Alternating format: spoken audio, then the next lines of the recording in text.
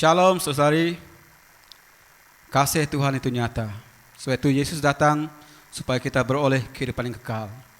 Haleluya, mari sambut Yesus.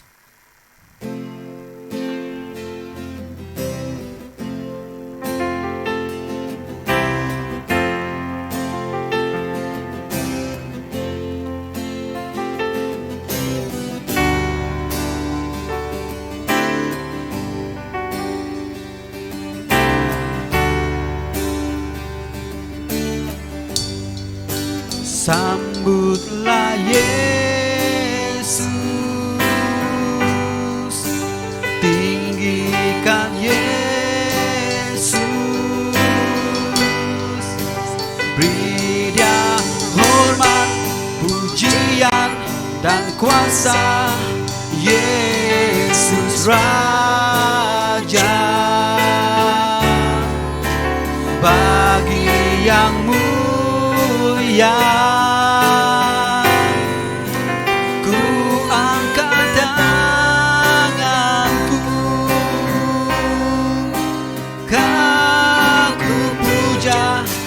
cinta, ku sembah, haleluya. Sambutlah Yesus, tinggikan Yesus, beri Dia hormat, pujian dan kuasa. Yesus Raja, bagi yang mulia, ku angkat tanganku, Kau ku puja, ku cinta, ku sembah.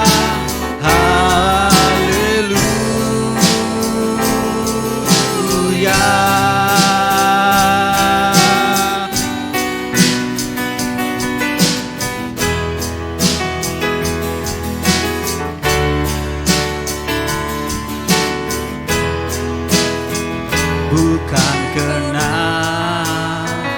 kebaikanmu, bukan karena fasih lidahmu, bukan karena kekayaanmu. Kau dipilih, kau dipanggilnya, bukan karena kelebihanmu, bukan karena baik rupamu, bukan karena kecekapanmu. Kau dipanggil, kau dipakainya. Bila kau dapat, itu karunia-Nya. Bila engkau punya semua daripadanya, semua karena anugerah-Nya diberikan kepada kita.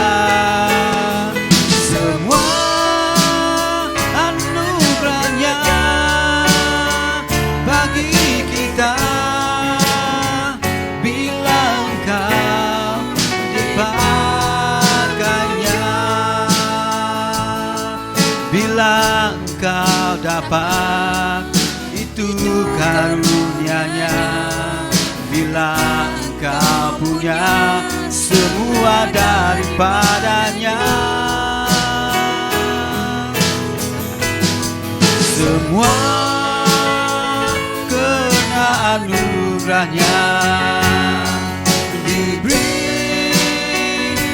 kepada kita. Anugerah-Nya bagi kita.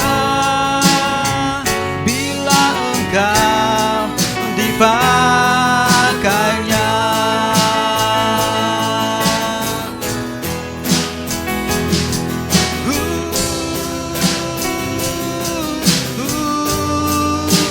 segala puji, segala hormat, segenap hatiku menyembah. Terimalah segenap hidupku sebagai persembahan yang hidup. Ku puji, ku sembah, tiada sepertimu. Ku ingin hidupku menyenangkanmu. Segala puji, segala hormat, segenap hatiku menyembahmu. Terimalah segenap hidupku sebagai persembahan yang hidup. Bukan kehendakku, namun kehendakmu. Hidupku bagimu. Kau indah, kau mulia, ku ingin hidupku menyenangkanmu.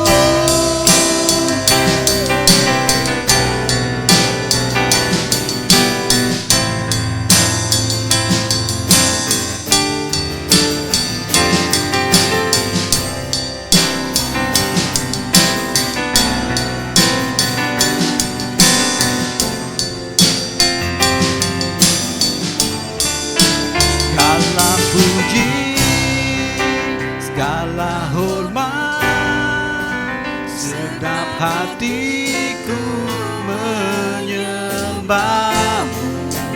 Terimalah segenap hidupku sebagai persembahan yang hidup.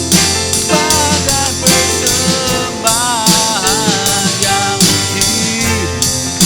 Sebagai persembahan yang hidup.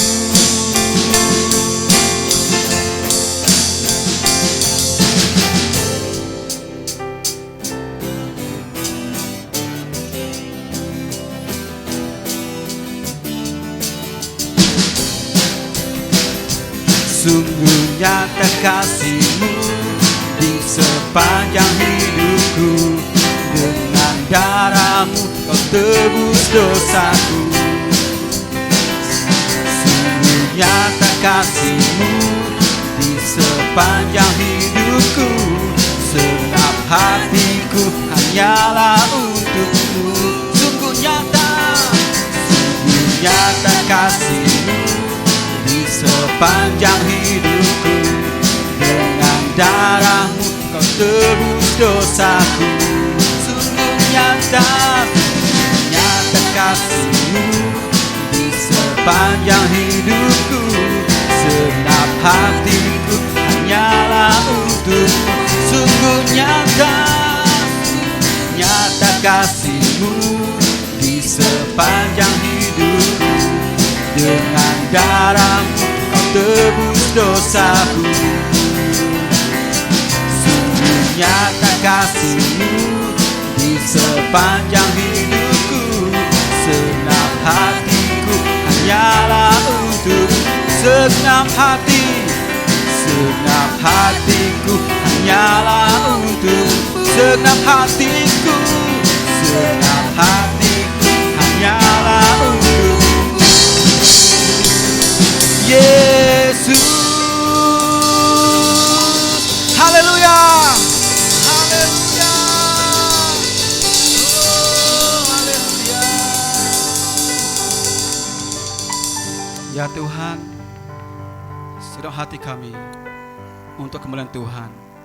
Kami tahu, kami percaya bahwa kasih Tuhan nyata dalam hidup kami. Segala pujian, hormat, kuasa, kemuliaan bagi Tuhan. Dalam nama Yesus Kristus Tuhan dan Juru Selamat kami. Amin.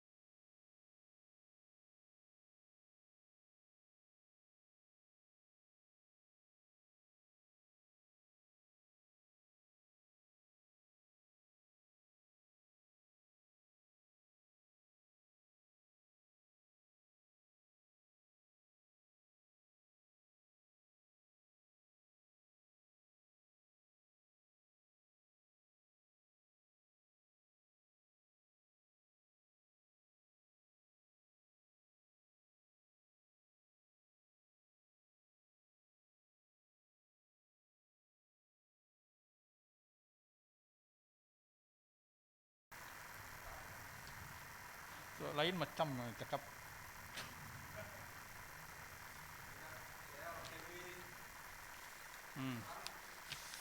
Iyalah, lebih bagus dengar yang direct macam ini daripada besok dengar.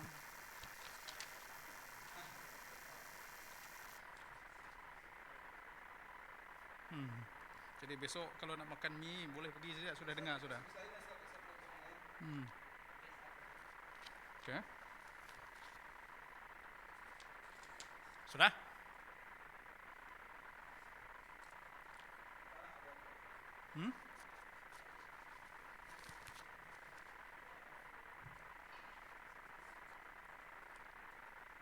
Sudah?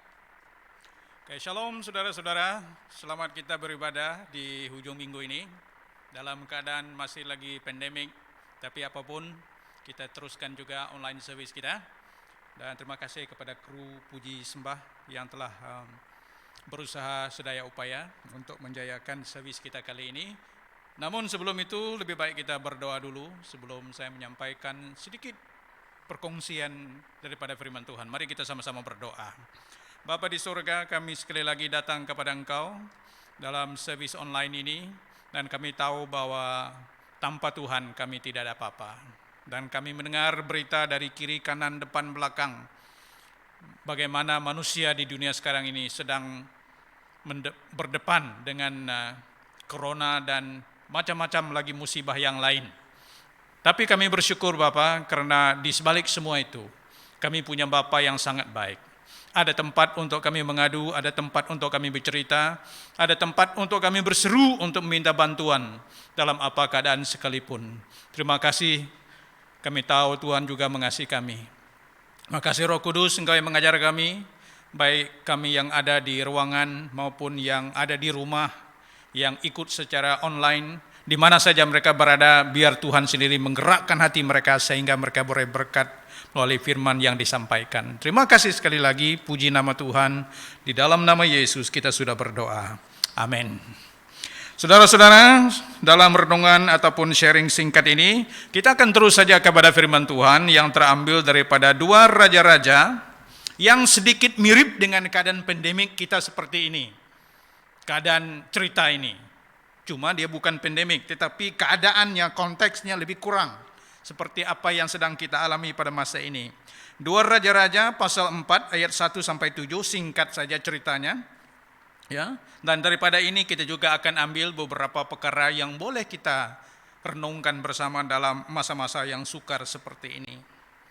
Kita baca bersama-sama ya, 2 Raja-Raja pasal 4 ayat 1 sampai 7 yang berbunyi demikian dalam Alkitab versi bahasa Indonesia. Salah seorang dari istri-istri para nabi mengadukan halnya kepada Elisa sambil berseru, "Hambamu suamiku sudah mati, dan engkau ini tahu bahwa hambamu itu takut akan Tuhan."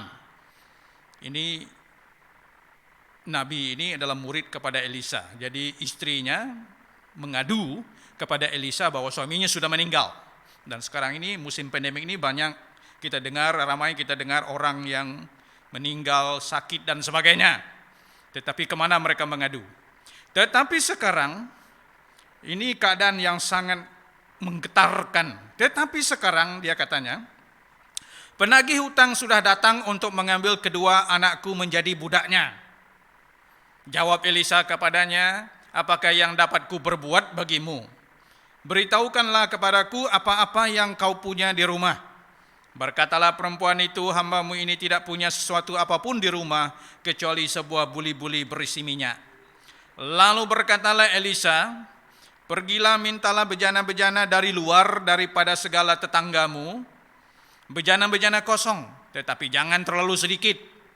Kemudian masuklah, tutuplah pintu sesudah engkau dan anak-anakmu masuk, lalu tuanglah minyak itu ke dalam segala bejana, mana yang penuh angkatlah. Pergilah perempuan itu daripadanya, ditutupnyalah pintu supaya ia dan anak-anaknya masuk, dan anak-anaknya mendekat bejana-bejana kepadanya sedang ia terus menuang. Ketika bejana-bejana itu sudah penuh, berkatalah perempuan itu kepada anaknya, dekatkanlah kepadaku sebuah bejana lagi, tetapi jawabnya kepada ibunya, tidak ada lagi bejana. Lalu berhentilah minyak itu mengalir. Kemudian pergilah perempuan itu memberitahukannya kepada abdi Allah, dan orang ini berkata, pergilah, jualah minyak itu, bayarlah hutangmu, dan hiduplah dari lebihnya engkau serta anak-anakmu. Satu mujizat yang luar biasa. Istri seorang nabi, yang mana suaminya ini adalah murid kepada Nabi Elisa. Dia katakan, hambamu suamiku sudah meninggal, sudah mati. Dan engkau ini tahu bahwa hambamu itu suaminya takut akan Tuhan. Yang menyebabkan dia tergerak untuk bertemu dengan Elisa ini karena keadaan dia tertekan. Penagih hutang sudah datang untuk mengambil kedua anakku menjadi budaknya. Nah, suami sudah meninggal. Dan sekarang ini yang lebih parah lagi, orang yang tukang tagih hutang itu sudah datang. Kalau tidak mampu bayar, maka kedua anaknya akan diambil sebagai ganti rugi ataupun bayaran kepada hutang yang mereka ambil. Nah, saudara-saudara, perkara pertama, kita langsung saja kepada apa yang boleh kita belajar. Perempuan ini mungkin dia bertemu dengan Elisa karena dia tahu bahwa Elisa itu seorang nabi yang bukan sekadar nabi. Elisa terkenal sebagai seorang nabi yang punya otoritas, yang identik, yang ada sinonimnya, persamaannya dengan mujizat. Nah, sekarang ini kita tahu bahwa dalam masa pandemik, dalam masa kita susah, bukan hanya pandemik saja, kepada siapa kita mengadu? Dalam kes perempuan ini dia mengadu kepada Nabi. Dalam kes kita mengadu kepada siapa? Roh Kudus sudah dicurahkan, tinggal dalam hati kita mengadu kepada siapa? Ini bicara soal doa, saudara-saudara. Yang lebih parah lagi dalam masa orang susah, dalam masa orang mengalami hal seperti ini, tagih hutang, ya, ada yang pergi ke kedai nomor, ada yang pergi bertapa mencari ilmu supaya boleh mengubah kertas menjadi uang. Banyak kita dengar cerita seperti ini. Lebih parah lagi ada yang juga pergi jumpa dengan dukun-dukun dan sebagainya. Dan ada juga yang sanggup melakukan penipuan, semua gara-gara karena hutang. Dan banyak perkara ini berakhir dengan kesedihan. Tetapi perempuan ini, dia datang kepada Nabi Tuhan. Saudara dan saya, dalam masa saudara dan saya menghadapi kesukaran, saudara dan saya datang kepada siapa? Ini bicara soal doa. Karena apabila kita datang di sini, walaupun dia datang kepada Nabi, itu sebenarnya sinonim dengan kita datang bicara kepada Tuhan. Itu namanya doa. Banyak orang putus asa di dalam doa. Saya ingin sampaikan ada 3 berkat, walaupun kita tidak nampak langsung jawaban kepada doa kita. Tapi ada 3 berkat daripada doa. Yang pertama, prinsip kenapa kita harus berdoa walaupun kita mungkin berdepan dengan masalah berat seperti belum ada jawabannya. Mungkin Tuhan belum menjawab, tetapi Tuhan pasti bekerja dengan cara yang mungkin di luar pikiran biasa kita. Nomor 1, bila kita berdoa kepada Tuhan, datang kepada Tuhan, seperti istri Nabi ini tadi datang kepada Nabi Elisa. Nomor 1, ialah bila kita berdoa, kalaupun masalah itu masih ada, seperti Daud berdepan dengan Goliat. Tapi ingat, dia mengalahkan Goliat bukan karena manusianya Daud, tetapi karena kuasanya Tuhan. Dia mengandalkan Tuhan. Nomor 1, doa itu membawa berkat keberanian. Mungkin kita berdepan dengan masalah, tetapi kita sekarang ini bukan lagi takut, tetapi kita malah menjadi orang yang berani. Dikatakan di dalam Mazmur pasal 18 ayat 30, karena dengan engkau aku berani menghadapi gerombolan. Ini bicara soal perang. Dan dengan Allahku aku berani melompati tembok. Bayangkan saudara, Daud dia tetap berperang, tapi dia tidak takut gerombolan musuh. Kenapa? Karena dia tahu kalau dia mohon sama Tuhan, dia dekat dengan Tuhan, pasti pertolongan Tuhan. Dia berani. Kenapa dia berani lompat tembok? Karena di dalam doa, Tuhan itu menyertai kita. Kita mengundang Tuhan. Banyak orang punya masalah. Doa itu apabila sudah jalan terakhir. Sebenarnya doa itulah jalan yang pertama. Saya mengajar kepada anak-anak dalam renungan mingguan, baru yang kemarin, yang semalam. Saya katakan, perkara pertama dalam apapun sepaniknya kita, diam sebentar, 1 saat, berdoa kepada Tuhan. Itu tandanya kita menyerah, itu tandanya kita mengandalkan Tuhan. Sebab apa? Secara manusia kita hilang akal. Mati kutu, mati langkah, mati semuanya. Tapi bila kita mengandalkan Tuhan, ingat kata Amsal. Orang yang mengandalkan Tuhan itu, pasti Tuhan akan tolong. Yang kedua, saudara-saudara, kita cepat saja. Dalam kenapa kita harus terus berdoa, mengadu kepada Tuhan. Selain daripada berkat keberanian, ada berkat kekuatan. Dulu rasanya kita tidak mampu memikul itu. Banyak orang mengadu masalah, saya sudah tidak mampu lagi. Tapi apabila dia terus bertekuk lutut di depan Tuhan, seperti ada keringanan yang Tuhan ambil daripadanya. Beban itu bukan lagi pada dia. Datanglah kepadaku yang letih lesu berbeban berat. Saudara dan saya datang kepada siapa bila kita letih lesu dan berbeban berat? Tuhan memberikan kita kekuatan. Sebab itu orang yang maju di dalam Tuhan, orang yang biasanya boleh bertahan di dalam Tuhan, kenapa dia kelihatan super? Kenapa dia kelihatan kuat? Prinsipnya dia terus berdoa walaupun dia belum secara fisikal melihat jawabannya. Artinya apa, saudara? Dalam Yesaya 40 ayat 31. Ya, saya sudah selesaikan, sediakan sebelum datang. Hanya tinggal baca-baca saja, senang. Ya. Tetapi orang-orang yang menantikan Tuhan mendapat kekuatan baru. Apa, saudara? Menanti Tuhan bukan berarti kita duduk diam tiada buat apa-apa. Bukan. Menanti Tuhan artinya kita terus berdoa sampai kita melihat kenyataannya, jawabannya. Apa yang Tuhan katakan? Mendapat kekuatan baru, saudara-saudara. Masalah tetap ada. Tetapi kita sekarang ini lebih kuat. Seperti mereka sumpah Raja Wali yang naik terbang dengan kekuatan sayapnya. Mereka berlari dan tidak menjadi lesu. Mereka berjalan dan tidak menjadi lelah. Lihat saja burung helang. Raja Wali di sini. Semakin taufan melanda, semakin tinggi terbangnya. Semakin tinggi tendangan ributnya, semakin tinggi dia terbang. Artinya dia memiliki kekuatan yang lebih daripada taufan angin yang meniupnya. Sebab itu dia tidak akan goyah, dia tidak akan jatuh. Malah dia terus terbang tinggi. Begitulah. Sebab itu jangan putus asa, saudara. Datang kepada Tuhan, datang kepada Nabi, datang kepada Tuhan, mengadu kepada Tuhan. Jangan mengadu kepada teman. Boleh sharing kepada teman. Yang parahnya teman bukan menolong, malah menghancurkan segala-galanya. Sebab tidak semua orang boleh kita percaya. Hati-hati loh. Oke, yang ketiga, kita langsung cepat saja dengan poin pertama ini. Adanya berkat breakthrough ataupun terobosan. Doa membuat kita mampu membalikkan keadaan dengan anugerah Tuhan yang luar biasa. Dalam case perempuan ini, bolehkah keadaannya terbalik? Boleh. Keadaannya apa? Suami sudah meninggal, berarti hilang mata pencarian. Yang kedua, orang yang tukang hutang itu sudah datang. Bolehkah berubah keadaannya? Boleh. Jadi doa itu membawa breakthrough, terobosan. Di dalam 2 Raja-Raja pasal 18:7, maka Tuhan menyertai dia, kemanapun ia pergi berperang, ia beruntung. Ini soal Raja Daud.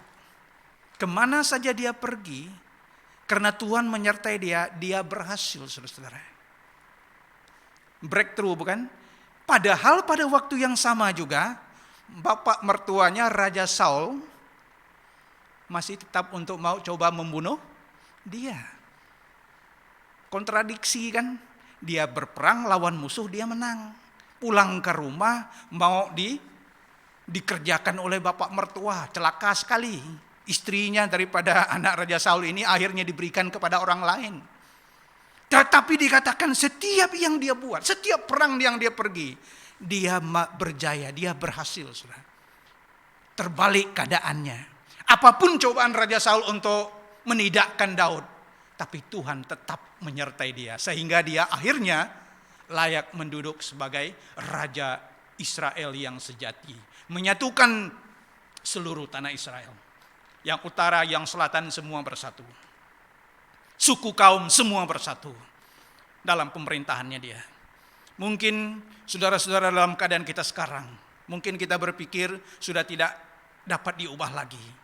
Terus tetap berdoa, karena doa mengubah segala sesuatu. Itu kata firman Tuhan. Kenapa kita jarang melihat perubahan? Kami dalam pelayanan Gunung Doa, banyak kemalangan dan kesusahan yang kami hadapi. Tapi saya ingatkan, ini bukan perjuangan melawan manusia, melawan darah dan daging. Ini perjuangan melawan hal-hal yang kita tidak lihat. Dan satu perkara, kenapa kita boleh berhasil? Itu semua karena Tuhan menyertai kita. Amin. Masalah tetap ada. Daud ada masalah? Ada. Tetapi kita melihat dalam situasinya, kemanapun dia pergi berperang, dia tetap berhasil. Walaupun masalahnya ada. Mungkin saudara dan saya juga punya masalah. Tetapi Tuhan menunjukkan dimensi. Ya, aku tahu engkau sedang bergumul. Tapi engkau juga harus melihat dari sisi yang lain. Tuhan juga menunjukkan kuasanya. Ya, sama juga seperti Paulus. Dia berdoa supaya Tuhan cabut duri di dalam dagingnya. Tuhan kata, kasih karuniaku cukup bagimu. Ya memang dia ada rasa sakit. Mungkin dia rasa terganggu. Tetapi kekuatan Tuhan memampukan dia untuk menanggung dan meneruskan pelayanannya. Amin. Sehingga dia terus setia. Nah, inilah yang saya rindukan supaya gereja kita, jemaat kita terus rindu, terus doa. Sebab itu saya sering ada satu survei yang kami buat dalam pelayanan di seberang.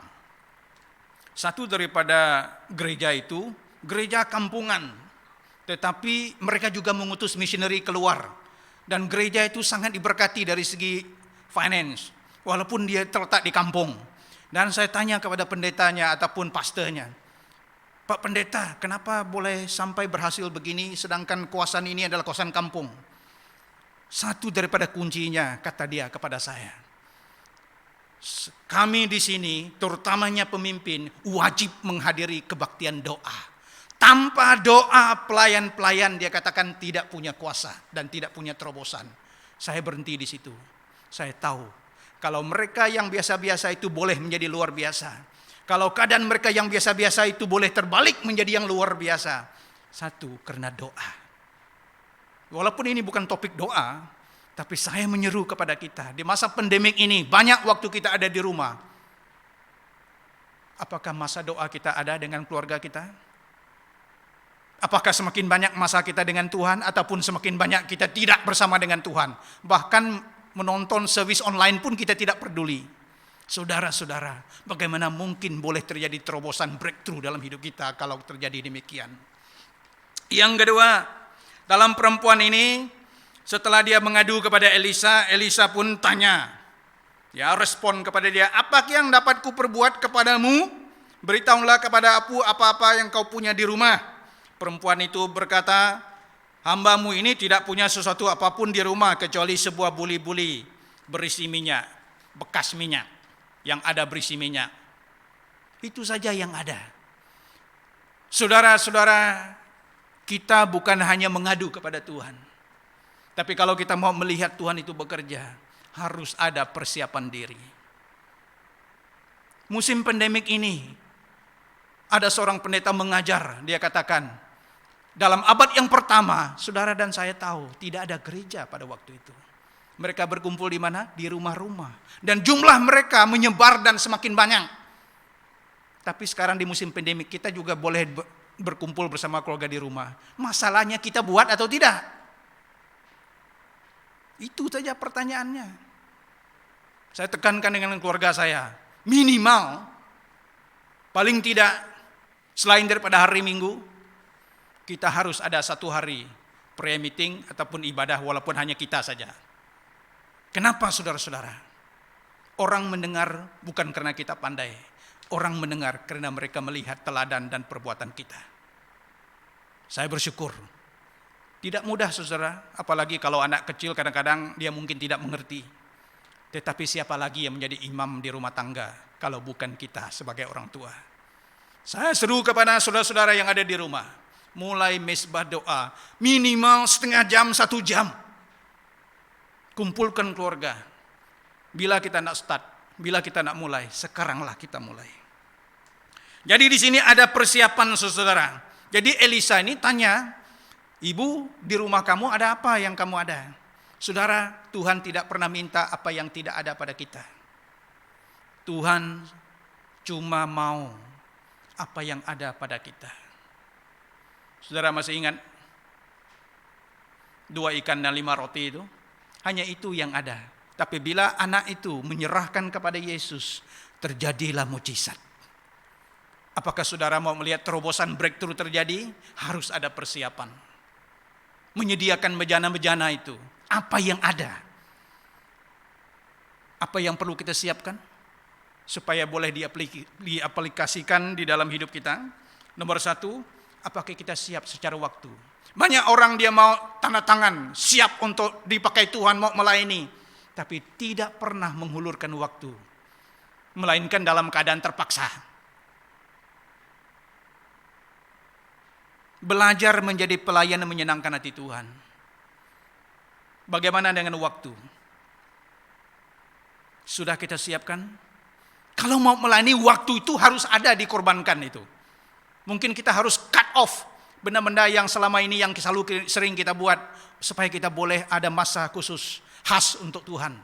Pelayanan, gereja, diri sendiri, keluarga. Bagaimana kalau kita menjadi pelayan ataupun gembala? Ada tidak kita punya pengorbanan masa, waktu kita untuk domba-domba lain yang perlukan perhatian? Saudara-saudara, jangan melayani Tuhan kalau tidak mau mengorbankan waktu. Tidak ada kerja satupun yang boleh kita perbuat tanpa memerlukan waktu. Kalau kita tidak mau mengorbankan waktu, bukan buang waktu, mengorbankan waktu, jangan pergi dalam pelayanan, sebab pelayanan dia perlukan waktu. Ya. Bagaimana dengan rumah dan uang? Mentor saya pernah berkata, saudara Bajau, bukan hanya kamu mau melayani, apakah rumahmu juga turut mau melayani? Bukan hanya rumahmu. Dan Paulus mengatakan bahwa orang yang dipakai Tuhan, pelayan Tuhan, harus rela, harus ada belas kasihan untuk memberi rumahnya sebagai rumah tempat tumpangan. Ya, mungkin kita tidak menumpangkan orang hari-hari. Mungkin ada saudara-saudara kita yang mau, yang perlu. Apakah kita pernah mengundang mereka ke rumah kita? Ataupun kita tidak mau karena mereka menyulitkan kita, menggusarkan kita saja. Saudara-saudara, itu bukan mental dan hati orang yang melayani. Itu bukan orang yang mau bersiap untuk melihat pekerjaan Tuhan. Saudara tahu, mungkin ada orang yang saudara tumpangkan, yang saudara beri makan. Apa yang Yesus kata? Sesungguhnya apa yang kamu perbuat kepada salah satu daripada mereka ini, engkau berbuat bagi aku. Tuhan, Guru, bila kami berbuat? Bila aku lapar, kau beri aku makan. Siapa orang yang diberi makan itu? Mereka-mereka ini. Saudara-saudara siap untuk buka rumah? Siap untuk buka uang kita, dompet kita? Orang yang kedekut tidak boleh dipakai Tuhan. Kalau kamu baca cerita dalam 2 Raja-Raja ini seterusnya, kamu akan lihat satu miracle lagi terjadi di mana seorang janda memberi makanan yang terakhir kepada Nabi. Yang terakhir, lepas itu mereka mati, katanya. Tetapi bila dia rela memberikan yang terakhir itu, terjadi mujizat sehingga mereka tidak kelaparan. Oke? Tapi ini bukan khotbah pasal yang itu pasal yang lain. Kita balik lagi. Bagaimana dengan persiapan kerja keras, kesetiaan? Pelayanan itu saudara-saudara bukan rileks-rileks saja. Bukan malas-malas saja. Pelayanan itu apakah kita siap mempersiapkan diri? Sanggup kerja keras.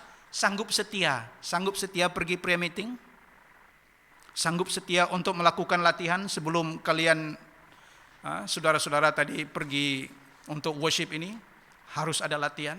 Apakah sanggup rela? Ada kesetiaan di situ? Ya. Sanggup berlatih? Sanggup memberi? Pendeta, pastor yang saya tanya tadi itu, satu lagi kelayakan pemimpin mereka. Pemimpin katanya wajib untuk memberikan teladan dalam hal memberi.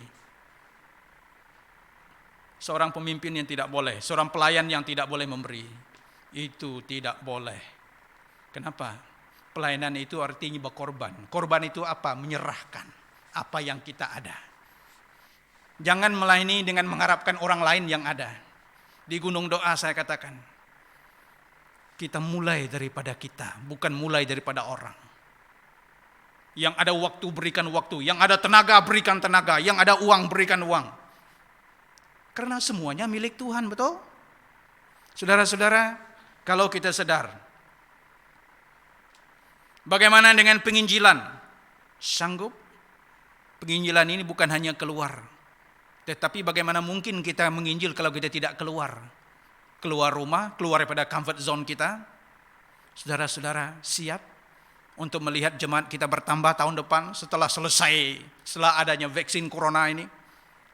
Kalau kita tidak pergi keluar, kalau kita tidak menjangkau orang lain, kalau kita tidak mau bayar harga untuk menghulur waktu dengan orang lain, apakah secara otomatis jemaat kita boleh bertambah?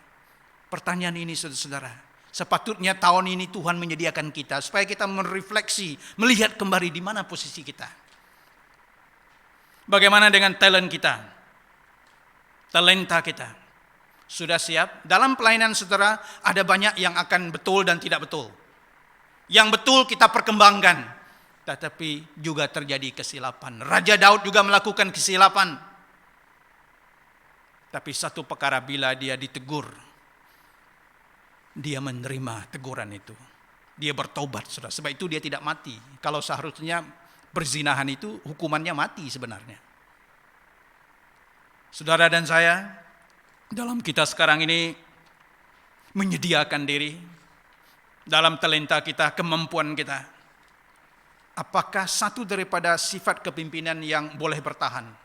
Apabila orang itu mudah belajar, dan satu lagi, kalau dia silap pun dia mudah diberi peringatan. Lawan daripada kata ini adalah apa? Kesombongan. Tuhan tidak boleh pakai orang sombong. Saudara, itu yang dua. Elisa suruh dia sediakan bencana. Yang ketiga,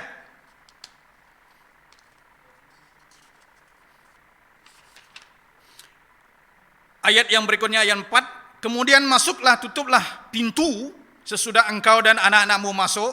Lalu tuanglah minyak itu ke dalam segala bejana, mana yang penuh angkatlah. Pelik kan?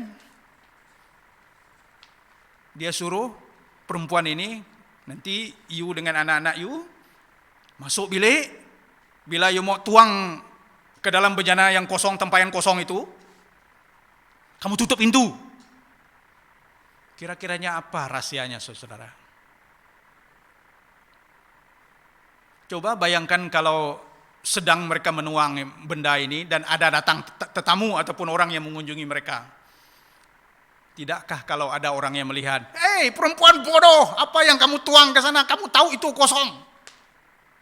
Saudara-saudara, cara dan rencana Tuhan itu beza daripada apa yang kita manusia pikirkan. Kamu tahu saudara, apa yang selalu membatasi ataupun melimitkan kemajuan rohani kita? Kita selalu berpikir hanya memakai logika sekularisme kita. Karena kita dah latih demikian. Ya. Kita tidak berpikir dan bertindak seperti apa yang Tuhan mau kita bertindak. Kadang-kadang kita terbawa dengan cara dunia untuk mentadbir urus gereja kita. Kenapa? Sebab kita memang sudah terbiasa terlatih seperti itu. Sehingga kita lupa, modul kita adalah firman Tuhan. Ini Elisa katakan, nanti kamu masuk, tuang ke dalam bencana itu, tutup pintu. Saya berpikir, kenapa dia buat arahan seperti itu? Supaya tidak orang luar mengganggu semasa operasi itu terjadi, mujizat itu terjadi. Saudara dan saya sering, kenapa kita gagal melakukan kehendak Tuhan? Karena ada suara dari luar. Kita tidak tutup pintu. Boleh kita buka hati, buka mata, tapi biar kita tutup mulut dan tutup telinga. Sebab ada suara-suara yang boleh menjadi negatif dari luar sana. Sehingga kita gagal melihat pekerjaan Tuhan. Pernah saudara dan saya cancel, pernah saudara dan saya batal, tidak jadi melakukan pekerjaan Tuhan, hanya gara-gara, tak baik tau kalau kamu buat macam tu, nanti begini. Oh ya, betul loh. Akhirnya, logika itulah menyebabkan kita, orang lain pun macam ya po. Sekarang ini kan pandemik, tidak ikut online pun tidak apa. Next time pun boleh ikut. Next time pun dia tidak akan ikut. Kenapa? Sekali tidak ikut, dua kali tidak ikut, akhirnya menjadi kebiasaan dia tidak ikut. Sebab itu tutup pintu supaya suara-suara seperti ini jangan mengganggu perkembangan rohani kita. Amin. Saya belajar satu perkara. Coba untuk menjarakkan diri pada suara-suara negatif. Kalau menegur, peringatkan, saya akan nilai dulu. Kalau betul, ya ambil. Kalau tidak betul, kenapa? Tidak semua suara-suara dari luar itu mendukung ataupun setuju ataupun mendorong kita. Malah lebih banyak yang negatif dan coba untuk menjatuhkan kita. Dalam melakukan perintah Tuhan, yang penting dengar suara Tuhan, suara Alkitab. Buat saja itu. Tidak perlu kita berkira-kira. Karena Tuhan ada caranya. Amin, saudara-saudara. Baik. Jadi kita harus berpikir sebagaimana Tuhan berpikir dan bertindak sebagaimana cara Tuhan bertindak. Tuhan kata, Nabi kata, tutup pintu, tutuplah. Dan bila mereka melakukan tutup pintu itu, apa berlaku? Tuang ke dalam tempayan bejana yang kosong itu, minyak itu, terus sampai semuanya penuh. Dan yang terakhir, ibu ini tanya kepada anak dia, "Boy, masih ada lagi kah yang belum diisi?" "Ibu, tidak ada lagi, semua sudah penuh." Dan pada masa itu, mujizat itu pun berhenti setelah semuanya penuh. Bapa Tuhan masih mau melakukan mujizat memberkati kita. Persoalannya, caranya, apakah kita pakai cara manusia? Saya berkata kepada seorang kawan dalam Tuhan, dia merasa gelisah karena ada nubuatan. Tapi saya tidak beritahu. Saya katakan dengan dia, kalau memang itu daripada Tuhan, saya katakan, Tuhan tidak perlu kita untuk menolong Tuhan. Kita perlu taat saja. Kita perlu kerjasama saja dengan Tuhan. Tidak perlu tolong dia. Dia kan namanya Tuhan. Tapi kalau itu bukan daripada Tuhan, dia tidak akan terjadi. Saudara-saudara, belajar untuk mengerti. Kalau itu maunya Tuhan, lakukan. Reference kita, Alkitab. Boleh kita berkonsultasi, tapi pastikan suara-suara luar yang negatif, yang coba untuk melemahkan kita, tolong ketepikan, tutup pintu. Baru minyak itu dituangkan sampai semua bejana penuh. Saudara-saudara, ya, bagaimana kita melihat perkara ini? Pelik kan? Tak tuang minyak pun harus tutup pintu. Cara Tuhan memang pelik. Kalau mengikut cara dunia, orang bekerja di dunia ini motivasinya apa? Uang dan untung, betul? Rata-ratanya begitu. Itu dunia, boleh diterima itu. Asal ada untung, asal ada kepentingan, asal ada uang, boleh jalan. Asal ada kuasa. Tapi bagi kerajaan Allah, saudara-saudara, motivasinya karena kasih kepada Tuhan dan kasih kepada sesama manusia. Kalau kita melayani karena untung, karena kuasa, karena kesempatan, jangan melayani. Melayani karena kasih kepada Tuhan dan kepada sesama manusia. Ingat pesan yang nomor 2, yang dua-dua terbesar itu, kasih kepada Tuhan dan kasih kepada sesama. Masih ingat lagi apa yang Yesus katakan? Ingat, itu dasarnya. Yang kedua, kalau menurut dunia ini, hak itu harus sama rata. Sebab itu di setengah negara, orang kawin sama jenis pun harus didaftar. Kenapa? Timbul nanti kalau mereka ini meninggal, warisan mereka bagaimana? Kalau tidak didaftar. Sehingga hak harus sama. Laki perempuan register. Kita laki sama laki pun, perempuan sama juga register. Supaya nanti anak kita, keturunan kita, mereka juga ada hak waris boleh menuntut. Kalau tidak daftar susah. Hak sama rata. Alkitab kata apa? Itu kata manusia. Kata orang. Kata dunia. Tapi Alkitab kata apa? Jangan terbawa-bawa alasan manusia, alasan dunia ini. Kerajaan Allah, kalau itu dosa, dalam camp pria sejati kita diajar. Dosa tetap dosa, tidak mengira cara bagaimana sekalipun kita menjelaskannya. Besar kecil, salah tetap salah, dosa tetap dosa, pelarangan tetap pelanggaran. Itu prinsip kerajaan Tuhan. Sebab itu Tuhan itu kudus, saudara-saudara. Tidak sama dengan prinsip dunia. Mau sama hak. Ada hal yang sama hak. Boleh. Adik-beradik sama. Itu bukan itu maksud saya. Hak demokrasi itu boleh. Tapi ada hal hak-hak ini sebenarnya sudah tidak boleh diterima. Kalau di dunia di luar, saudara-saudara, cara kalau kita menjadi bos, jadi pemimpin, harus dihormati. Salah betul itu lain cerita. Yang penting kalau bos lalu, mesti harus salut, harus hormat. Tapi cara kerajaan Allah yang diteladani oleh Yesus, yang diberikan oleh Yesus, masih ingat dia membasuh kaki muridnya? Yang terbesar di antara kamu, pemimpin, bos kamu, hendaklah dia yang melayani. Orang hormat pada hari ini, saudara, bukan karena kedudukan kita. Orang hormat karena mereka melihat cara hidup kita. Amin. Saya berdoa dan berseru kepada kita yang ada di rumah dan kru-kru yang ada di sini, supaya kita ingat, jangan coba memanipulasi dan eksploitasi dengan kedudukan, tetapi tunjukkan teladan. Itu yang Paulus katakan, ikutilah aku sebagaimana aku telah mengikuti Kristus. Maksudnya teladan dia sebagaimana dia mengikut teladan Kristus. Itulah pemimpin. Itulah yang Yesus mau supaya kita modelkan. Ada kita buat seperti itu? Sebab itu banyak orang tidak dihormati walaupun punya kedudukan tinggi. Kenapa? Dalam cara dan gaya hidup dia tidak menunjukkan bahwa dia wajar untuk diikuti.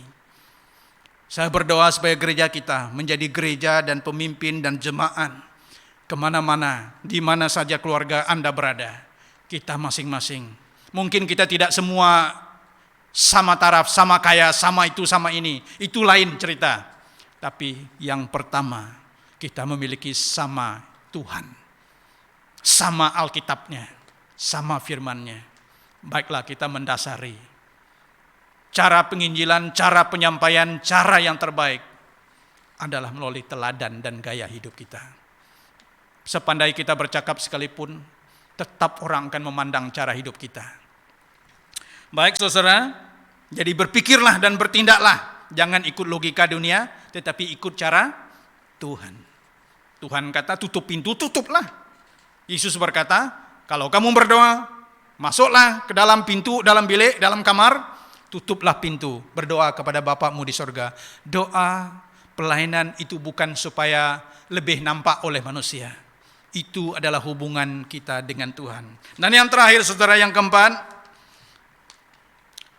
ya, 2 Raja-Raja pasal 47, kita akan selesai selepas ini, dalam yang terakhir ini.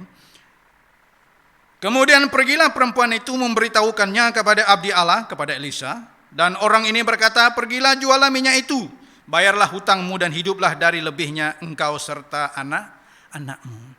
Saudara, sekarang mujizat sudah terjadi, berkat sudah ada. Hutang-hutang, saudara, perempuan ini yang baik dialah, dia tidak lupa siapa diri dia.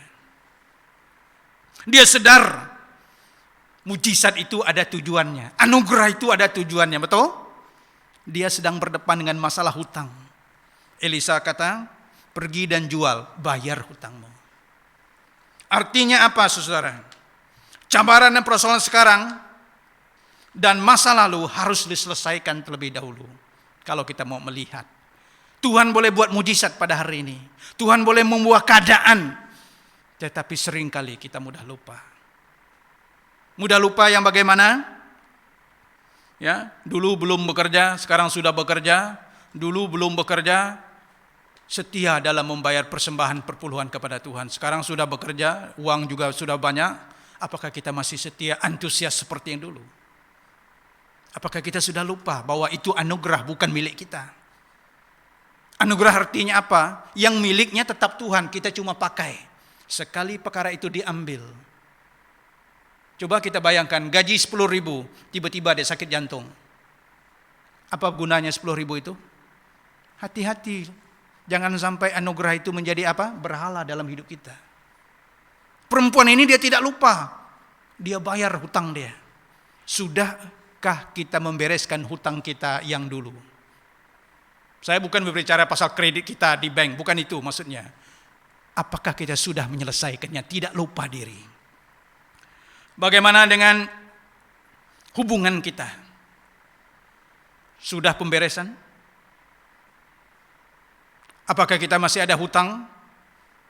Apakah ada pertobatan kita yang masih belum beres? Harus dibereskan. Itu juga hutang. Kenapa setengah orang tidak boleh maju? Karena ada dosa tersembunyi yang masih terselubung, masih bermain di dalam hidupnya. Kenapa dia tidak boleh maju, tidak diberkati? Karena hubungan itu hancur baur dengan orang. Dendam, sakit hati, iri dan sebagainya. Satu kegagalan Raja Saul di dalam Alkitab ialah karena dia iri kepada Daud. Akhirnya membuatkan iri itu menjadi dendam. Mau membunuh Daud. Bayangkan saudara, mau melayani Tuhan haruslah dibayar harga, lunaskan dendam itu, sakit hati itu, pahit itu. Suami istri, anak-anak, orang lain, sesama jemaat, orang luar, orang kampung, dan semua kita harus bereskan. Seperti perempuan ini, hutangnya harus sudah selesai. Setelah itu beres semua, Nabi berkata, nah sekarang yang laluh itu, balance itu, ya, yang sisa itu, kamu pakai untuk kamu hidup dengan anak-anakmu. Jangan lupa diri. Ya, ada seorang teman saya dulu, kawan, dia minta saya, pastor, bro katanya, boleh doakan saya nak beli 4-wheel drive, supaya nanti senang untuk saya pergi kampung dan untuk menginjili. Pendek cerita, akhirnya dia dapat 4-wheel drive, Hilux. Ya, saya bukan menyindir yang ada Hilux, saya pun ada 4-wheel drive juga. Bukan itu maksud dia. Dia pun syukur, pastor katanya, saya sudah dapat 4-wheel drive sekarang ini. Saudara tahu apa? Setelah dia dapat 4-wheel drive ini, pelayanan dia ke kampung itu berhenti. Saya jumpa dengan dia lagi. Dulu janji kau bagaimana? Sekarang kan Tuhan sudah memberkati. Dia tidak jawab. Paham-paham sajalah. Lupa diri atau tidak? Saya masih ingat ketika arwah anak saya dulu meninggal. Dan satu perkara, kami harus memiliki 4-wheel drive. Itu panjang cerita dia, mujizat terjadi. Tujuan dia adalah untuk apa? Pelayanan gunung doa, penginjilan lah itu sebenarnya. Dan bila saya jalan ke kampung, ada orang kampung kata, "Hei bos, rugilah kau bawa motor baru-baru macam ini, masih kilat lagi, pergi jalan teruk-teruk macam ini." Saya jawab dia, kalau saya beli motor ini, untuk saya senang-senang makan angin, saya tidak perlu beli. Cukup ada kereta kecil saya. Tetapi saya beli benda ini, satu, karena ini untuk rencana dan panggilan pelayanan saya. Sesuai dengan itu, kereta ini tetap akan dipakai. Walaupun kamu lihat dia masih kilat-kilat lagi. Sayanglah jalan ini, kan jalan balak, kan tidak berapa bagus. Saudara-saudara, Tuhan sudah menganugerahkan kepada kita, sudah memberikan kita kemampuan. Apakah kita sudah lupa? Yang ada di rumah-rumah, sudah lupakah?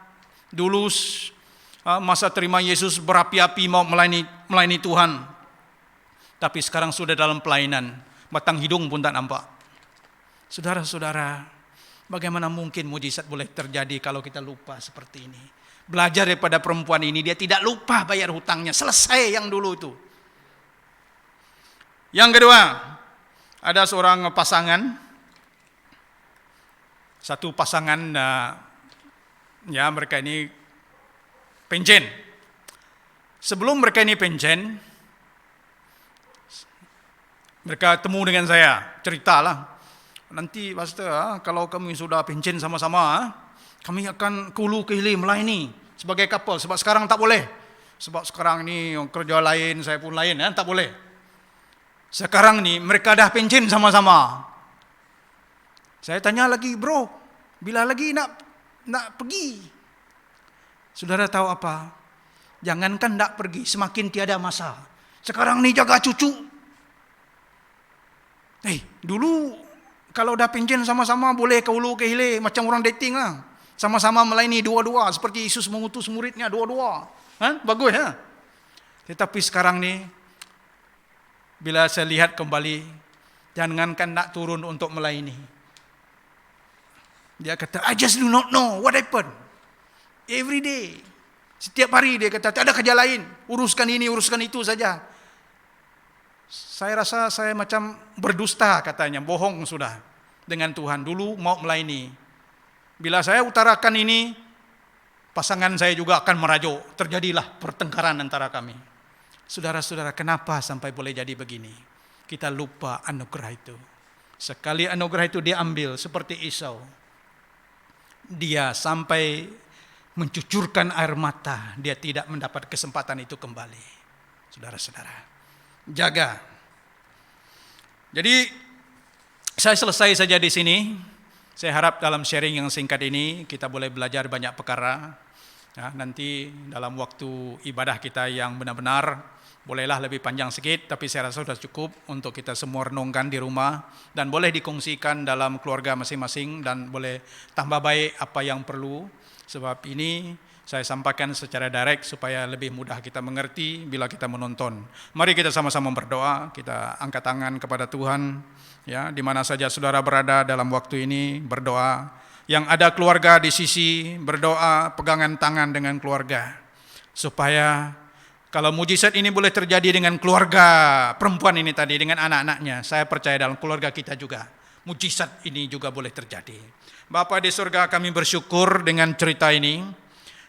Walaupun keadaannya sukar untuk kami percaya, caranya di luar pikiran manusia kami. Tapi kami percaya Tuhan, Engkau masih tetap Tuhan yang sama. Engkau tidak pernah berubah daripada dulu sampai sekarang. Sebab itu kami yakin dengan perkara ini bahwa Engkau akan terus bekerja sampai Maranatha, sampai Engkau datang. Dan dalam waktu kami pandemik ini, kami percaya Tuhan, apapun pergumulan, mujizat masih tetap terjadi. Yang kurang sehat, saya berdoa dalam nama Yesus, kuat dan sembuh. Yang dalam keadaan kekurangan keuangan dan sebagainya, mungkin sekarang ini berdepan dengan hutang seperti perempuan ini, saya berdoa Bapa, secara mujizat Engkau boleh melakukannya melalui keluarga-keluarga yang memerlukan. Dan kepada yang sudah menerima mujizat, sudah menerima anugerah, saya berdoa supaya kami tidak lupa bahwa anugerah itu bukan milik kami, anugerah itu Engkau yang punya dan kami cuma mengecapi menikmatinya. Bapa, ampunkan kami kiranya kami sudah lupa. Ampunkan kami kiranya kami tidak membayar hutang-hutang kami, tidak membereskan masa-masa lalu kami, walaupun kami mengharapkan jawaban daripada Tuhan. Tapi Engkau Bapa, Engkau Allah yang kudus, Engkau mau supaya kami juga menitik beratkan kesetiaan dan cara bagaimana Engkau berpikir dan bertindak. Terima kasih Bapa, terima kasih Roh Kudus, berkati saudara saya yang ada di rumah, yang menonton siaran ini, dan juga yang ada di sini. Saya berdoa supaya sekali lagi kita semua dalam nama Yesus dikuatkan, dalam nama Yesus kita mengalami mujizat, dalam nama Yesus kita menerima anugerah, dan kita bersyukur dan jangan lupa itu semua karena adalah pemberian dan kebaikan Tuhan semata-mata. Terima kasih Bapa, di dalam nama Yesus kita semua sudah berdoa. Amin. Tuhan memberkati. Shalom.